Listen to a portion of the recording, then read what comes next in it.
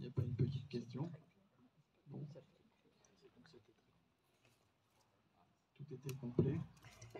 J'aurais une petite question, moi. Je vais essayer de l'ouvrir. Est-ce qu'aujourd'hui, on parle beaucoup de dialogue des religions? Il y a eu, à la période du cardinal, à la fois des tensions avec les protestants et tout, mais il a été aussi ouvert des sujets d'apaisement. Est-ce qu'on pourrait aujourd'hui dire que le dialogue s'inspire ou a posé les bases de discussion, de dialogue entre les religions? Alors, avec le dialogue entre les religions, on est dans un autre domaine, bien évidemment, que celui de l'œcuménisme. Et au moment où le cardinal de Richelieu exerce son ministère épiscopal, la question du dialogue interreligieux, je dirais, ne se pose pratiquement pas dans les faits. 99,90% de la population en France est catholique. Alors il y a quand même les poches, entre guillemets, protestantes, avant que les protestants parfois ne partent et quittent le pays. Il y a bien sûr des populations juives, elles sont peu nombreuses en France à l'époque. Quant à des personnes de religion musulmane, elles sont vraiment présentes de manière extrêmement ponctuelle. Je ne parle pas encore des autres religions. Donc le dialogue interreligieux, c'est d'un autre ordre et c'est un dialogue en fait qui est venu beaucoup plus tard. Il est venu plus tard dans l'histoire parce que c'est un dialogue qui s'est fait à partir du moment où la circulation des personnes, la circulation des idées est devenue plus importante. Bien sûr, on avait eu la période de la présence en particulier de l'islam, je dirais, en Espagne. Mais au moment où le cardinal de Richelieu exerce son ministère, nous sommes déjà dans une période où, en France, ce dialogue-là, très précisément, ne se pose pas. Se pose en France à l'époque le dialogue avec les Huguenots, comme on les appelle à l'époque, qui était un dialogue compliqué, difficile, et en fait qui, pour le cardinal, moi, lisant un certain nombre de choses, pas seulement sur lui, mais sur la période, on sent bien que le dialogue, il est évidemment un dialogue théologique d'abord, un dialogue doctrinal. Qu'est-ce que c'est que l'Église? Quelle est la vraie Église? Un peu les questions qu'on se pose et à la manière dont on se les pose à l'époque. Mais en fait, on se rend compte que pour le cardinal de Richelieu, la question protestante n'est pas qu'une question religieuse, elle est pour lui quand même une question politique, une vraie question politique, parce que l'édit de Nantes permet aux protestants d'avoir des zones finalement de franchise, des espaces de liberté, mais qui gênent profondément le cardinal de Richelieu dans sa vision, me semble-t-il, d'une unité du pays et d'une gestion cohérente du pays. C'est en fait ça, semble-t-il, qui est vraiment au cœur de son action, à partir du moment où, quittant l'évêché de Luçon, il entre plutôt dans la phase plus politique de sa mission. Voilà ce que je peux répondre. D'autres questions?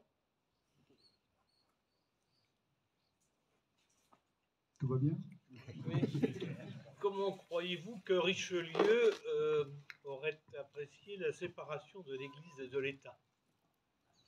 Je pense que pour lui, c'est incompréhensible. C'est un autre monde.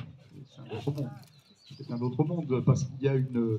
Je l'ai dit tout à l'heure, il y a quelque chose... C'est Daniel Hervieux-Légieux, la sociologue, qui l'a écrit. Il s'est passé en France en particulier, dans l'Occident en général, mais particulièrement en France, une osmose entre la France comme pays, comme culture, et le catholicisme, qui est absolument unique dans l'histoire. Dans la campagne française en particulier, tout était catholique à une certaine époque. Tout était en lien avec le catholicisme. Le catholicisme donnait le rythme des saisons, le rythme des fêtes, le rythme de la vie des villages, etc. C'était un tout petit peu moins vrai en milieu urbain, mais c'était le cas. Et grosso modo, on peut dire, à partir du 9e, 10e siècle, où le christianisme s'étend aussi dans les campagnes, ça commence, je sais, avec Saint-Martin, bien évidemment, au 4e, 5e siècle, mais ça va mettre du temps. Vous savez, la conversion des campagnes va être longue, hein, si ça n'a jamais été pleinement réalisé. Et donc, c'est vrai que cette osmose a duré, grosso modo, jusque dans les années 50, avec l'arrivée de la mécanisation, le fait qu'on a besoin de moins de bras dans les villages, les gens commencent à partir à la ville, et ça commence à cet exode rural qui va peu à peu, vous voyez certainement ici, vous l'avez vu, sur les 60-70 dernières années, les villages qui se sont peu à peu vidés, la vie des villages qui s'est atrophiée, etc., etc. Donc, voilà. Alors, penser la séparation des églises et de l'État, dans le monde dans lequel il était, dans la culture dans laquelle il était, qui durait depuis des siècles. J'ai envie de dire que c'est pratiquement impossible. On va passer du royaume catholique, vous le savez bien, on passe avec le concordat de Napoléon Bonaparte, on passera à la religion de la majorité des Français. Ce sera déjà la première transformation dans le regard et dans le rapport État-Église, et puis la loi de 1905 qui institue cette laïcité très particulière à notre pays, très liée à son histoire aussi, qui nous donne les trois grands principes, celle de liberté de conscience, la liberté du culte et de la neutralité de l'État, qui constituent une partie du dispositif du régime de la laïcité des cultes en France. Mais je crois qu'il était certainement pratiquement impossible d'imaginer que ça puisse un peu advenir en 1610, 1612, 1613. Je crois que Richelieu n'aurait pas pu le comprendre, d'autant plus qu'il a servi un roi, Louis XIII, qui était un roi très catholique.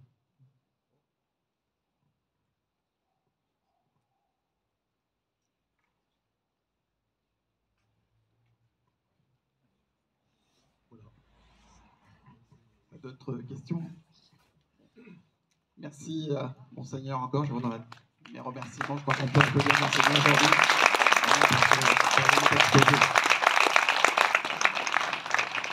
Je vous propose qu'on passe à la deuxième étape de notre après-midi, qui est le vernissage de l'exposition.